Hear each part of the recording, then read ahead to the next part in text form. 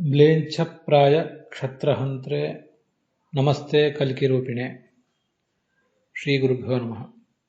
भागवतस्य द्वितीये स्कन्धे सप्तमे अध्याये 38 श्लोकः। ಎರಡನೇ ಸ್ಕಂದದ 7ನೇ ಅಧ್ಯಾಯದ 38ನೇ ಶ್ಲೋಕः। ಭಗವತಃ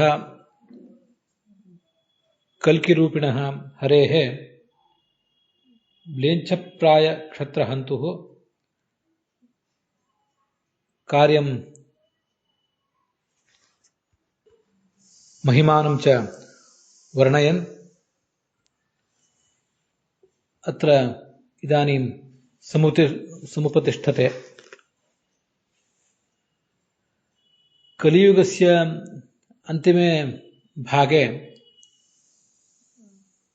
सतामपि गेहेषु हरेः कथाः अर्थात श्रवणं मननं ध्यानं च नैव भविष्यन्ति। द्विजाः अपि पाषण्डमेव मतम् अवलम्बन्ते।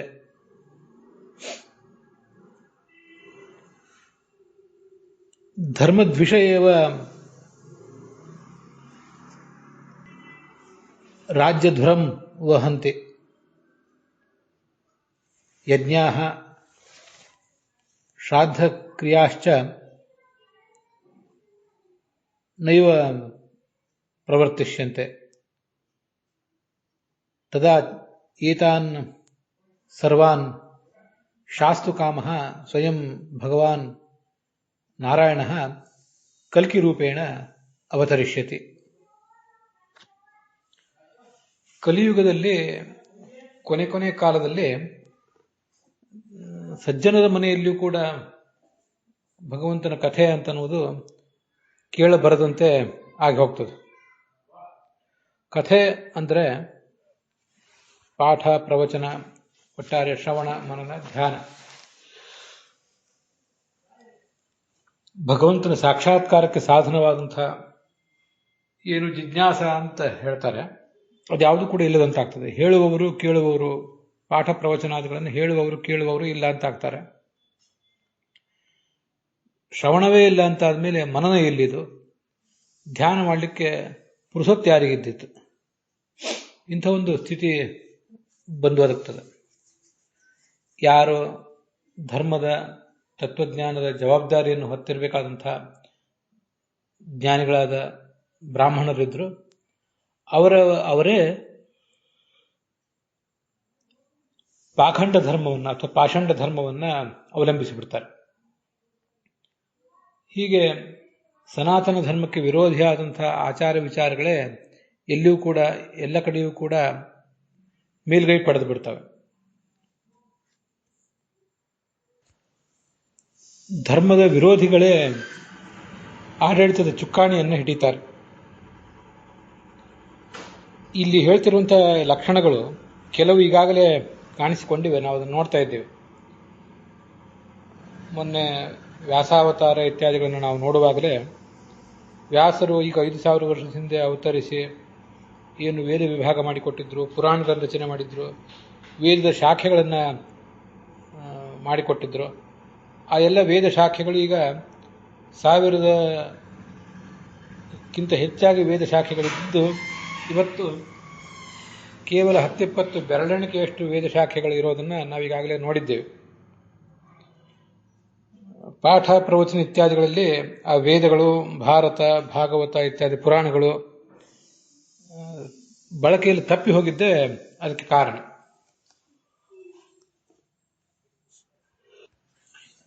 ಹೀಗೆ ಎಲ್ಲಿ ಭಗವಂತನ ಕುರಿತಾದ ಶ್ರವಣ ಮನನ ನಡೀಬೇಕಾಗಿತ್ತೋ, ಧ್ಯಾನ ನಡೀಬೇಕಾಗಿತ್ತೋ, ಅಲ್ಲಿಯೇ ಅದಕ್ಕೆ ಧಕ್ಕೆ ಬಂದೋದಗ್ತದೆ.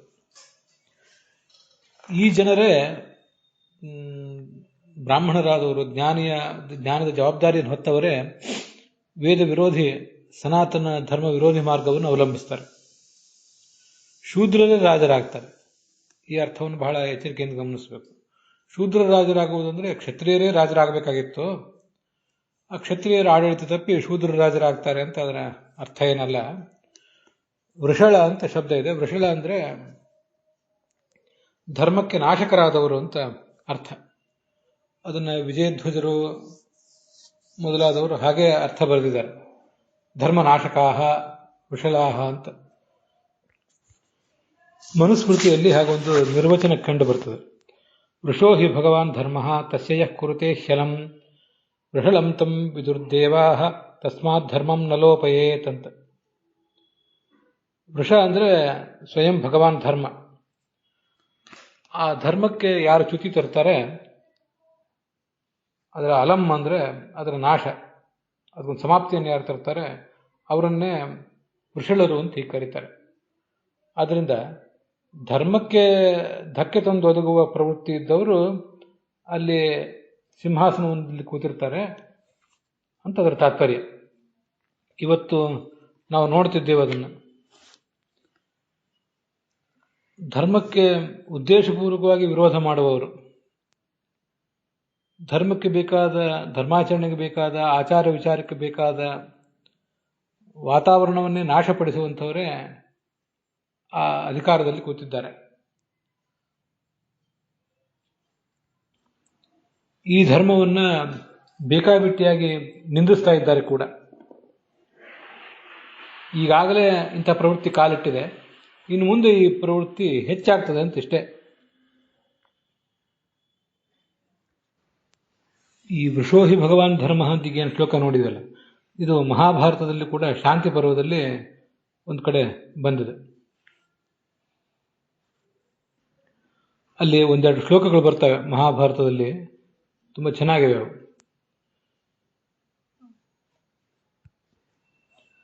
ಯಸ್ಮಿನ್ ಧರ್ಮೋ ವಿರಾಜೇತ ತಂ ರಾಜಾನಂ ಪ್ರಚಕ್ಷತೆ ಯಸ್ಮಿನ್ ವಿಲೀಯತೆ ಧರ್ಮ ತಂ ದೇವ ವೃಷಲಂ ವಿದುಹು ಅಂತ ಇನ್ನೊಂದು ಶ್ಲೋಕ.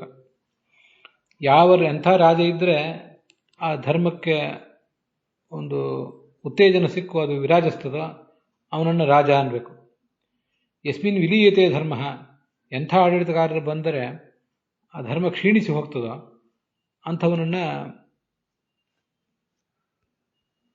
ದೇವಾಹ ವೃಷಲಂ ವಿದುಹು, ದೇವತೆಗಳು ಅವನನ್ನು ವೃಷಲ ಅಂತ ಹೇಳ್ತಾರೆ ಅಂತ ಈಗ ಬಂದಿದೆ. ಧರ್ಮೇ ವರ್ಧಂತಿ ಸರ್ವಭೂತಾನಿ ಸರ್ವದಾ ತಸ್ಮಿನ್ ಹ್ರಸತಿ ಹ್ರೀಯಂತೆ ತಸ್ಮಾತ್ ಧರ್ಮಂ ನ ಲೋಪಯೇತ್. ಧರ್ಮ ಬೆಳೀತಾ ಇದ್ರೆ ಎಲ್ಲ ಭೂತಗಳು ಕೂಡ ಬೆಳೀತವೆ. ತಸ್ಮಿನ್ ಹ್ರಸತಿ, ಆ ಧರ್ಮಕ್ಕೇನಾದರೂ ಕ್ಷೀಣತೆ ಬಂದೊದಗಿದ್ರೆ ಎಲ್ಲ ಜೀವರು ಕೂಡ ಕ್ಷೀಣಿಸ್ತಾರೆ. ಆದ್ದರಿಂದ ಧರ್ಮಕ್ಕೆ ಯಾವತ್ತೂ ಲೋಪ ತರಬಾರದು. ಸ್ವಾಹ ಸ್ವಧಾ ವಷಟ್ ಅಂತ ಮುಂದಿದೆ. ಇದನ್ನೆಲ್ಲ ಉಪಯೋಗ ಮಾಡಿ ಈ ಶಬ್ದಗಳನ್ನು ಹೇಳಿ ಯಜ್ಞ ಮಾಡ್ತಾರೆ. ಅಲ್ಲಿ ಸ್ವಾಹಾಕಾರ ಮತ್ತು ವಷಟ್ಕಾರ ಇವೆರಡನ್ನು ಹೇಳಿ ಈ ಯಜ್ಞಾದಿಗಳನ್ನು ಮಾಡ್ತಾರೆ. ಸ್ವಧಾಕಾರವನ್ನು ಹೇಳಿ ಶ್ರಾದ್ದ ಇತ್ಯಾದಿಗಳನ್ನು ಮಾಡ್ತಾರೆ. ವಸ್ತುತಃ ಇಲ್ಲಿ ಹಂತಕಾರ ಅಂತ ಇನ್ನೊಂದಿದೆ. ಸ್ವಾಹಾಕಾರ, ಸ್ವಧಾಕಾರ, ವಷಟ್ಕಾರ ಮತ್ತು ಹಂತಕಾರ ಅಂತ. ಅದು ಒಂದನ್ನು ಇಟ್ಕೊಳ್ಳೋದು ಒಳ್ಳೆಯದು ಅಂತ ನನ್ನ ಆಲೋಚನೆ. ಬೃಹದಾರಣ್ಯಕ ಉಪನಿಷತ್ತಿನಲ್ಲಿ ಈ ಸರಸ್ವತೀ ದೇವಿ ಕುರಿತು ಒಂದು ವರ್ಣನೆ ಇದೆ. ತಸ್ಯಾಹ ಚತ್ವಾರಃ ಸ್ತನಾಃ ವಾಚಂ ಧೇನು ಉಪಾಸೀತ. ಈ ವಾಗ್ದೇವಿಯನ್ನು ಧೇನು ಅಂತ ನಾವು ಉಪಾಸಿಸಬೇಕಂತೆ. ಅವಳಿಗೆ 4 ಸ್ತನಗಳು, ಸ್ವಾಹಾಕಾರ, ವಷಟ್ಕಾರ, ಸ್ವಧಾಕಾರ ಮತ್ತು ಹಂತಕಾರ ಅಂತ. ಇಂದ್ರಾಯ ಸ್ವಾಹ, ಇಂದ್ರಾಯ ಇದನ್ನ ಇತ್ಯಾದಿ ರೂಪದಲ್ಲಿ ನಾವು ದೇವತೆಗಳಿಗೆ ಆಹುತಿ ಕೊಡ್ತೇವೆ. ಅವಳು ಅದಕ್ಕೆ ಸ್ವಾಹಾಕಾರ ಅಂತ ಕರೀತಾರೆ. ಅಗ್ನಿಯ ಪತ್ನಿಗೂ ಕೂಡ ಸ್ವಾಹ ಅಂತ ಹೆಸರು ಇರುವುದು ನಮ್ಗೆ ಗೊತ್ತಿದ್ದೇ ಇದೆ. ಅನೇಕ ಮಂತ್ರಗಳನ್ನು ಉಚ್ಚಾರ ಮಾಡುವಾಗ ಅಂಗನ್ಯಾಸ, ಕರನ್ಯಾಸ ಇತ್ಯಾದಿಗಳನ್ನ ಹೇಳುವಾಗೆಲ್ಲ ವೌಷಟ್, ವಷಟ್ ಇತ್ಯಾದಿಗಳನ್ನು ಹೇಳ್ತಿರ್ತೇವೆ. ಇದು ಕೂಡ ದೇವತೆಗಳ, ಭಗವಂತನ ಸನ್ನಿಧಾನ ವಿಶೇಷವನ್ನು ನಮ್ಮ ಅಂಗಾಂಗಗಳಲ್ಲಿ ಸ್ಥಾಪಿಸುವುದಕ್ಕಾಗಿ ಮಾಡುವಂಥದ್ದು. ಹೀಗೆ ಸ್ವಾಹಾಕಾರ ಮತ್ತು ವಷಟ್ಕಾರ ಅನ್ನುವ ಸ್ತನವನ್ನು ದೇವತೆಗಳು ಉಪಜೀವಿಸ್ತಾರಂತೆ, ಅದನ್ನು ಅವಲಂಬಿಸಿ ಬದುಕಿರ್ತಾರಂತೆ. ಸ್ವಧಾ ಅಂದರೆ ಪಿತೃಗಳ ಪತ್ನಿಗೆ ಸ್ವಧಾ ಅಂತ ಹೆಸರಿದೆ. ಪಿತೃಗಳ ಕುರಿತಾಗಿ ಏನು ಶ್ರಾದ್ದ ಇತ್ಯಾದಿಗಳನ್ನು ಮಾಡ್ತೇವೆ ಅಥವಾ ಬಲಿಹರಣದಲ್ಲಿ ಪಿತೃಗಳಿಗೆ ಆಹುತಿಯನ್ನು ಕೊಡ್ತೀವಿ, ಅದಕ್ಕೆ ವಷಟ್ಕಾರ ಅಂತ ಹೇಳ್ತಾರೆ. ಅದಕ್ಕೆ ಸ್ವಧಾಕಾರ ಅಂತ ಹೇಳ್ತಾರೆ, ವಷಟ್ಕಾರ ಅಲ್ಲ. ಹೀಗೆ ಸ್ವಧಾಕಾರದಿಂದ ನಡೆಯುವಂಥದ್ದು ಶ್ರಾದ್ದ ಇತ್ಯಾದಿ ಕಾರ್ಯಗಳು. ದೇವ ಕಾರ್ಯ ನಡೆಯುವುದಿಲ್ಲ, ಪಿತೃಕಾರ್ಯ ನಡೆಯುವುದಿಲ್ಲ, ಮಂತ್ರ ಜಪಾದಿಗಳು ನಡೆಯೋದಿಲ್ಲ ಅಂತ ಅರ್ಥ. ಮುಂದೆ ಹಂತಕಾರ ಅಂತಿದೆ. ಅದು ಬೃಹದಾರಣ್ಯಕ ಉಪನಿಷತ್ತಿನಲ್ಲಿ ಹಂತಕಾರ ಅಂತ ಒಂದಿದೆ. ಈ ಮನುಷ್ಯರಿಗೆ ನಾವು ಭೋಜನ ಇತ್ಯಾದಿಗಳನ್ನು ಮಾಡಿಸುವಾಗ ಮನುಷ್ಯೇಭ್ಯೋ ಹಂತ ಅಂತ ಹೇಳಬೇಕಂತೆ. ಈ ಋಗ್ವೇದದ ಬಲಿಹರಣದಲ್ಲಿ ಮನುಷ್ಯೇಭ್ಯೋ ಹಂತ ಅಂತ ಒಂದು ಆಹುತಿ ಹಾಕೋದು ಕೇಳಿ ಬರ್ತದೆ. ಶಾಖಾಭೇದದಿಂದ ಮತ್ತೆ ಸೂತ್ರ ಭೇದದಿಂದ ಸ್ವಲ್ಪ ಏನಾದರೂ ವ್ಯತ್ಯಾಸ ಇರಬಹುದು. ಅಂತೂ ಹಂತಕಾರಂ ಮನುಷ್ಯ ಅಂತ ಬೃಹದಾರಣ್ಯಕ ಉಪನಿಷತ್ತಿನಲ್ಲಿದೆ. ಹೀಗೆ ಮನುಷ್ಯರಿಗೆ ಭೋಜನಾದಿಗಳನ್ನು ಮಾಡಿಸುವಾಗ ಹಂತ ಅಂತ ಹೇಳಬೇಕು ಅಂತ ಅದರ ತಾತ್ಪರ್ಯ ಆಗ್ತದೆ.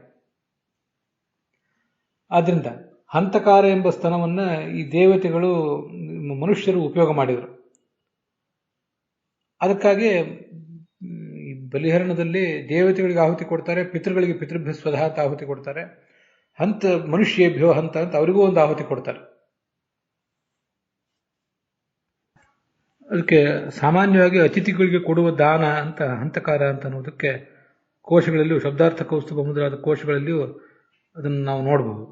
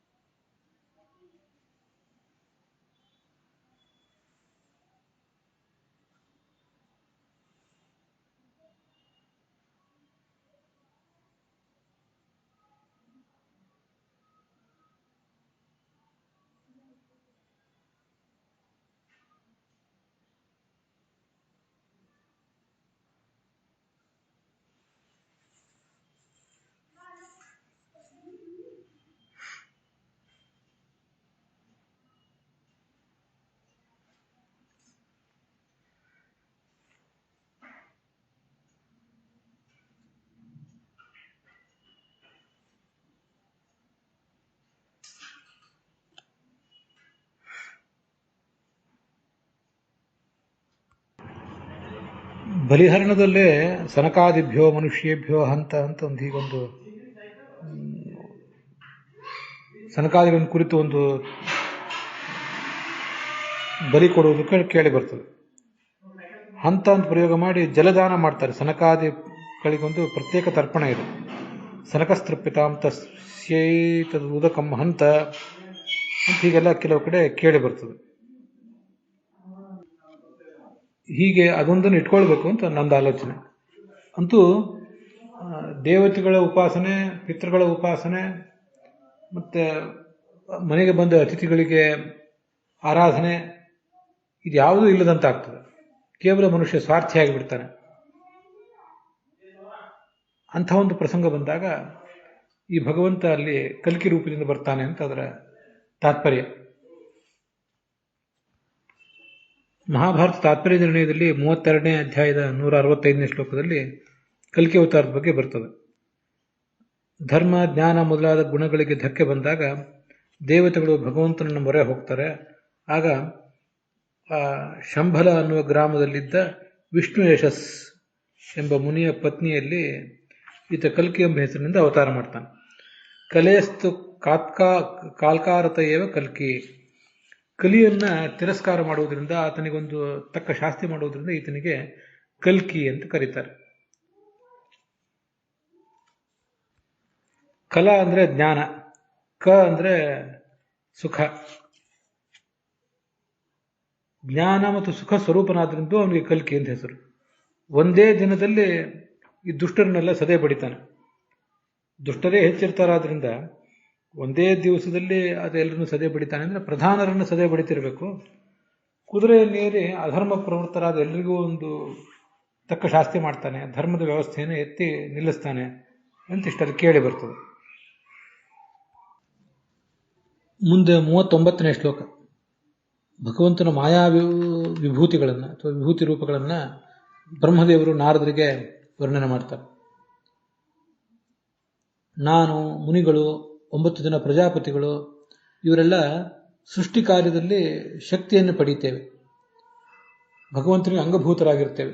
ಪಾಲನ ಕಾರ್ಯದಲ್ಲಿ ಧರ್ಮ, ಯಜ್ಞ, ಮನು, ದೇವತೆಗಳು, ರಾಜರು ಇವರೆಲ್ಲ ಭಗವಂತನಿಂದಲೇ ಶಕ್ತಿಯನ್ನು ಪಡೀತಾರೆ, ಮತ್ತೆ ಅವನಿಗೆ ಅಂಗಭೂತರಾಗ್ತಾರೆ.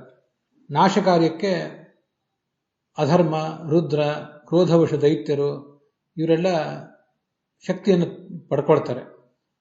ಅವರೂ ಎಲ್ಲ ಭಗವಂತನ ವಿಭೂತಿ ರೂಪಗಳೇ. ಈ ಶ್ಲೋಕಕ್ಕೆ ವಿಜಯಧ್ವಜರು, ಯಾದವಾರ್ಯರು ಅರ್ಥ ಮಾಡಿದ್ದಾರೆ. ಮತ್ತೆ ಭಾಗವತ ತಾತ್ಪರ್ಯವೂ ಇದಕ್ಕಿದೆ. ಅಲ್ಲಿ ಚತುರ್ಮುಖ, ಅಹಂ ಅಂದ್ರೆ ನಾನು ಚತುರ್ಮುಖ, ಋಷಿಗಳು, ಕರ್ದಮಾದ ಋಷಿಗಳು, ಮರೀಚಿ ಮೊದಲಾದ 9 ಜನ ಪ್ರಜಾಪತಿಗಳು. ಇದು ಸರ್ಗೆ ಅಂದರೆ ಸೃಷ್ಟಿಯ ಸಮಯದಲ್ಲಿ ಪುರುಷಕ್ತಿ ಭಾಜ, ಪೂರ್ಣ ಶಕ್ತಿಯನ್ನು ಪಡ್ಕೊಂಡಿರ್ತಾರೆ. ಮತ್ತೆ ಧರ್ಮ, ಮತ್ತೆ ಮಖಾಹ ಅಂದರೆ ಯಜ್ಞಗಳು, ಯಜ್ಞಾಭಿಮಾನಿ ದೇವತೆಗಳು.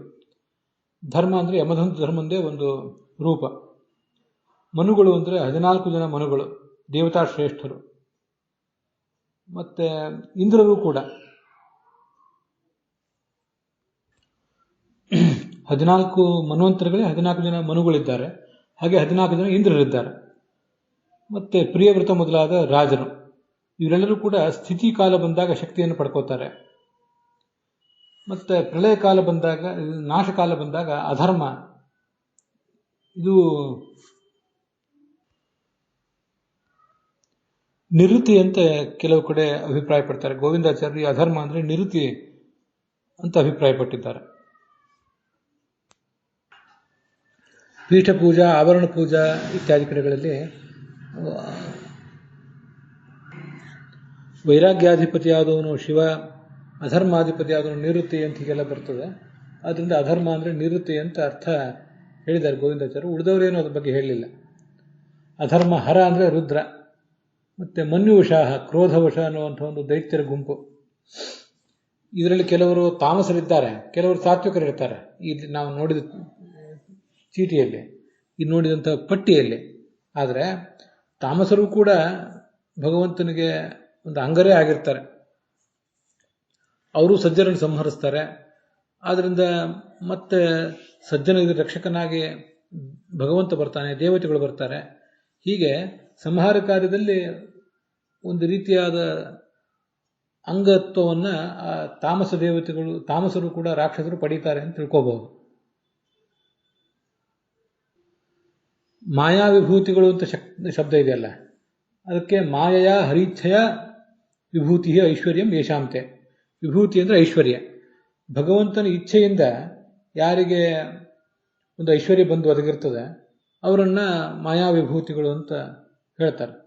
ಮಾಯೆಯ ವಿಭೂತಿ ನಾಮ ಐಶ್ವರ್ಯಂ. ಮಾಯಾ ಅಂದರೆ ಭಗವಂತನ ಇಚ್ಛೆ. ಭಗವಂತನ ಇಚ್ಛೆಯಿಂದ ಯಾರು ಇಂಥ ಕೆಲವು ಐಶ್ವರ್ಯವನ್ನು, ಅದೇನು ಬಹಳ ದೊಡ್ಡ ಐಶ್ವರ್ಯ ಇಲ್ಲದೇ ಇರಬಹುದು, ಸೀಮಿತವಾದ ಐಶ್ವರ್ಯವೇ ಇರಬಹುದು, ಅದನ್ನು ಪಡ್ಕೊಂಡವ್ರನ್ನ ಮಾಯಾ ವಿಭೂತಿಗಳು ಅಂತ ಹೇಳ್ತಾರೆ. ಅದಕ್ಕೆ ಮತ್ತೊಂದು ಅರ್ಥನೂ ಇದೆ, ಭಾಗವತ ತಾತ್ಪರ್ಯಕ್ಕೆ ಅನುಗುಣವಾಗಿದೆ. ಮಾಯಾ ಅಂದರೆ ಹರಿಯ ಇಚ್ಛೆ ಅಂತ ಅರ್ಥ ಇದ್ದೇ ಇದೆ. ಅದರಿಂದ ವಿಭೂತಿ ಅಂದರೆ ಭಗವಂತನ ವಿಶೇಷ ಸನ್ನಿಧಾನಕ್ಕೆ ಪಾತ್ರರಾದವರು. ವಿಭೂತಿ ಅಂದರೆ ಸನ್ನಿಧಾನ ಅಂತ ಅರ್ಥ. ಮಾಯೆಯ ವಿಭೂತಿ ಯಶಾಂತೆ ಮಾಯಾ ವಿಭೂತೆಯ ಅಂತ ಮತ್ತೊಂದು ಅರ್ಥವೂ ಕೂಡ ಕೇಳಿ ಬರ್ತದೆ. ಭಾಗವತ ತಾತ್ಪರ್ಯದಲ್ಲಿ ಮುಂದೆ ಒಂದು ಶ್ಲೋಕ ಬರ್ತದೆ, ನನಗದೀಗ ನೆನಪಿಗೆ ಬರ್ತದೆ. ಮತ್ಸ್ಯಾದಿರೂಪಿ ಪೋಷಯತಿ ನೃಸಿಂಹೋ ರುದ್ರ ಸಂಸ್ಥಿತ ವಿಲಾಪಯೇದ್ ವಿರಿಂಚಸ್ಥ ಸೃಜತೆ ವಿಷ್ಣುರವ್ಯಯ ಅಂತ. ಈ ಮತ್ಸ್ಯ ಮೊದಲಾದ ರೂಪದಿಂದ ಭಗವಂತ ಪೋಷಣೆ ಮಾಡ್ತಾನಂತೆ ಜಗತ್ತಿಗೆ. ಪೋಷಣೆ ಅಂದರೆ ಅದು ಪಾಲನೆಯೇ, ಮತ್ತೇನಲ್ಲ. ಮತ್ತೆ ಆ ಮತ್ಸ್ಯ ರೂಪದಿಂದ ಹಯಗ್ರೀವ ಅನ್ನುವ ದೈತ್ಯನನ್ನು ಕೊಂದಾಕಿ ವೇದಗಳನ್ನು ಅವನು ಭಗವಂತನಿಗೆ ಕೊಟ್ಟದ್ದು ಕೂಡ ಗೊತ್ತಿದೆ. ಅದೆಲ್ಲ ಒಂದು ಪಾಲನೆಯೇ. ನೃಸಿಂಹೋ ರುದ್ರ ಸಂಸ್ಥಿತ ವಿಲಾಪಯೇತ್. ರುದ್ರನಲ್ಲಿ ಇದ್ದು ನರಸಿಂಹ ರೂಪದ ಭಗವಂತ ಜಗತ್ತಿನ ನಾಶವನ್ನು ಮಾಡ್ತಾನೆ. ಇಲ್ಲಿ ಆ ನಾಶಕ್ಕೆ ಕಾರಣವಾದ ಒಂದು ರೂಪ ಹರ ಅಂತ ಇಲ್ಲಿ ಬಂದದ್ದನ್ನು ನಾವು ನೆನಪು ಮಾಡ್ಕೊಳ್ಬೇಕು. ಸೃಜತೆ ವಿಷ್ಣು ವಿರಿಂಚಸ್ಥ ಸೃಜತೆ ವಿಷ್ಣುರವ್ಯಯ. ಚತುರ್ಮುಖ ಬ್ರಹ್ಮನಲ್ಲಿ ನಿಂತು ಈ ಜಗತ್ತಿನ ಸೃಷ್ಟಿಯನ್ನು ಮಾಡ್ತಾನೆ ಅಂತ ಬಂದಿದೆ. ಅದು ಕೂಡ ಅಹಂ, ನಾನು, ಈ ಪ್ರಜಾಪತಿಗಳು ಇವರೆಲ್ಲರೂ ಕೂಡ ಭಗವಂತನ ಸೃಷ್ಟಿ ಕಾರ್ಯಕ್ಕೆ ಮಾಯಾವಿಭೂತಿಗಳು, ಅಂಗರು ಅಂತ ಚತುರ್ಮುಖ ಬ್ರಹ್ಮ ಹೇಳಿಕೊಂಡದ್ದು ಗೊತ್ತಾಗ್ತದೆ. ಈ ಶ್ಲೋಕದ ಪಾಠ ಸ್ವಲ್ಪ ಬೇರೆ ಇದ್ದಂತಿದೆ ಶ್ರೀಧರರು ಮೊದಲಾದವ್ರ ಕಡೆ. ಅವರು ಸರ್ಗೇ ತಪೋ ಅಂತ ಹೀಗೆ ಇಟ್ಕೊಂಡಿದ್ದಾರೆ. ಸರ್ಗೇತು ಯೋಹಂ ಋಷಯ ಅನ್ನುವುದು ನಮ್ಮ ಪಾಠ, ಸರ್ಗೇ ತಪೋಹಂ ಋಷಯ ಅಂತ ಶ್ರೀಧರರ ಪಾಠ ಇದೆ. ಈ ಸೃಷ್ಟಿ ಕಾಲದಲ್ಲಿ ಸರ್ಗ ವಿಷಯಕ ತಪಶ್ಶಾಲಿತ್ವಾತ್, ಸೃಷ್ಟಿಯ ಕುರಿತಾಗಿ ತಪಸ್ಸನ್ನು ನಾನು ಮಾಡುವುದರಿಂದ ನಾನು ತಪಸ್ಸು ಅಂತ ವರ್ಣನೆ ಮಾಡ್ತಾನೆ ಚತುರ್ಮುಖ ಬ್ರಹ್ಮ.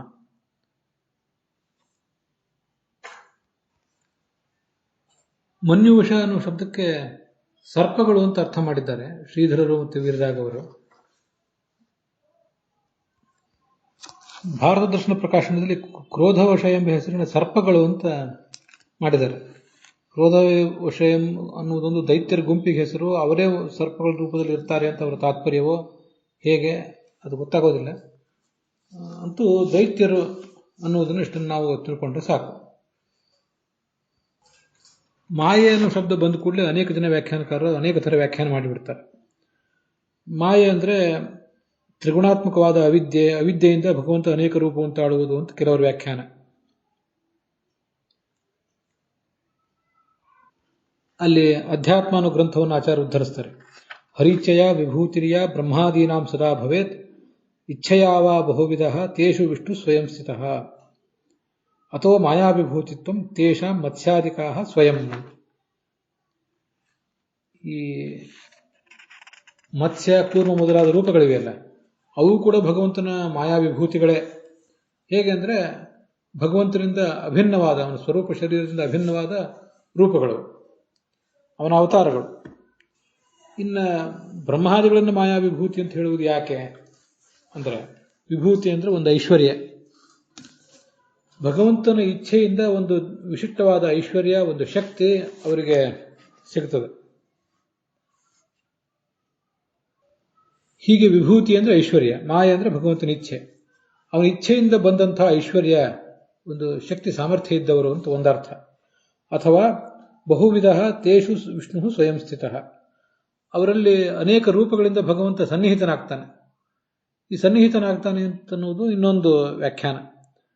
ಭಗವಂತನ ಸನ್ನಿಧಾನಕ್ಕೆ ಪಾತ್ರರಾದವರು ಅಂತ ಒಂದರ್ಥ, ಭಗವಂತನಿಂದ ಕೊಡಲ್ಪಟ್ಟಂತಹ ವಿಶಿಷ್ಟವಾದ ಶಕ್ತಿಯನ್ನು ಹೊಂದಿದವರು ಅಂತ ಇನ್ನೊಂದರ್ಥ. ಈ ಎರಡು ಅರ್ಥದಲ್ಲಿ ಅವರೆಲ್ಲ ಮಾಯಾವಿಭೂತಿಗಳು. ವಸ್ತುತಃ ಇಲ್ಲಿ ಲಕ್ಷ್ಮೀದೇವಿ ಹೆಸರು ಬರಲಿಲ್ಲ, ಅವಳೇ ನಿಜವಾದ ಮಾಯಾವಿಭೂತಿ. ಮಾಯೆ ಅಂತೂ ಅವಳಿಗೆ ಹೆಸರು, ವಿಭೂತಿ ಅಂತೂ ಅವಳಿಗೆ ಹೆಸರು ಇದ್ದೇ ಇದೆ.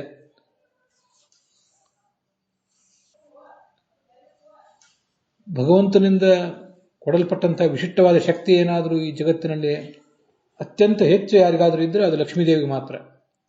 ಮತ್ತೆ ಅವನ ವಿಶೇಷ ಸನ್ನಿಧಾನಕ್ಕೆ ಪಾತ್ರಳಾದವಳು ಅವಳು ಮೊದಲು, ಉಳಿದವರು ಆಮೇಲೆ. ಹೀಗೆ ಇವರೆಲ್ಲರೂ ಕೂಡ ಭಗವಂತನ ವಿಭೂತಿ ರೂಪಗಳು ಅಂತ ಕರೆಸ್ಕೊಂಡಿದ್ದಾರೆ. ಅವರೆಲ್ಲರಲ್ಲಿ ಭಗವಂತ ಸನ್ನಿಹಿತನಾಗಿರ್ತಾನೆ, ಸೃಷ್ಟಿ ಪಾಲನ ನಾಶ ಇತ್ಯಾದಿಗಳನ್ನು ಮಾಡ್ತಾನೆ. ಸ ಆತ್ಮ ಅಂಗಾಹ ನ್ಯನ್ಯ ದೇವತಾಹ ಅಂತ ತೈತ್ರಿಯ ಉಪನಿಷತ್ತು.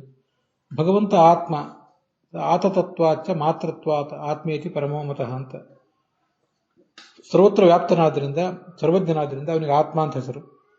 ಸ ಆತ್ಮ, ಅವನು ಜಡಗಳಲ್ಲಿ ಚೇತನಗಳಲ್ಲಿ ಎಲ್ಲ ಕಡೆಯೂ ಕೂಡ ಇದ್ದಾನೆ, ಆದ್ರಿಂದ ಆತ್ಮ.